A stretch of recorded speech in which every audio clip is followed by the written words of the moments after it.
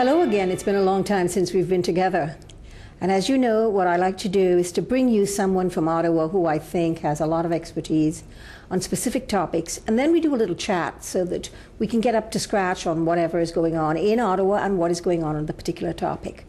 Today, my guest, of course, is a very famous astronaut who is now a Member of Parliament, Liberal Member of Parliament, Marc Garneau. And I know that you all know him, but actually what I wanted to talk to him about was science and technology.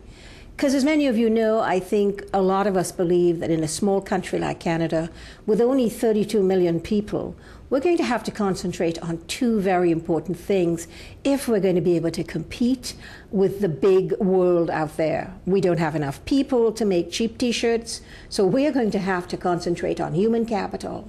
That is training and education to give us the best and the brightest workforce.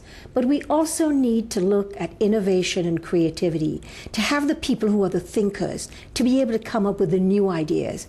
And to do that, Canada must be smart, and we must welcome innovation. We have to fund research to do that. We have to be able to show everyone out there that we value innovation, we value research. And to do that, we have to begin to fund research properly. And this Conservative government, unfortunately, I don't think they even know how to spell research, because in their stimulus package, of all the things that they could have funded, would have been strong research, and they didn't do it. So here we have Marc Garneau. Marc, how are you? Very well, Hedy. Now, I'm just going to let you go on this, because I know you feel very strongly and very passionately about the need for a country like Canada to invest in research and development. As you know, we did this under Jean Chrétien. We were, 7th in the G8 at the time in research and development. We ended up in 2000, 2003 as #1 in the world in terms of research and development. We have fallen again. What would you as a critic like to see happen? Well, seriously, for us to recommit to the importance of scientific research. There's no question, as you said, back in the 90s under Mr. Chrétien, Mr. Martin, we invested seriously into scientific research and had some very good programs that were put into place. And since the Conservatives have come into power since 2006, in real terms, the amount of money invested has actually decreased. So I know many researchers are worrying. I mean, we've seen something unprecedented when very recently, 2,000 researchers came together and said, we have got to do something or we're going to lose the minds, the brains. There's going to be another brain drain out of Canada. Well, you're 100% right, 2,000 scientists, and it takes quite a bit to mobilize scientists. And when they write to the Prime Minister and say, hey, you've got to do something because you're leaving us behind, the Prime Minister needs to take that very seriously. Unfortunately, he doesn't. As you say, he doesn't know the importance of scientific research in this country. We in the Liberal Party certainly understand that. And when we watch Mr. Obama next door investing billions and billions, this is where we have to be worried about that brain drain, because great Canadian scientists are going to say, hey, there's money down there for my research. Why don't I go do it there? And actually, it's interesting because, you know, when the Liberal government invested in research and development and we suddenly started to see our own great minds coming back, they brought with them a lot of people from in the United States, in Britain, etc., to come to Canada, because Canada was where it was happening. It was where innovation was going on. It was where we were beginning to think big. And, you know, perhaps what you might like to talk about is a little bit of how you see us focusing, because obviously we cannot be everything to everyone. We can't just scattergun approach on research. What do you think are the key pieces we need to do? Well, I think there are a number of areas. One thing that concerns a lot of people is living in a sustainable economy, one where we not only try to increase our prosperity, but are mindful of the importance of the environment. I know out in British Columbia, I've always noticed that people are particularly concerned about the environment. So how do we achieve that? We do it through scientific research, because if we're going to continue to prosper as a country but take care of our environment, we need to develop new technologies that will allow us to be more energy efficient, find alternative ways to create energy. And that is going to create new economies. Absolutely. Because it's not just about making sure that we are more energy efficient, it's about looking at new forms of energy. Canada can be the energy capital of the world if we chose.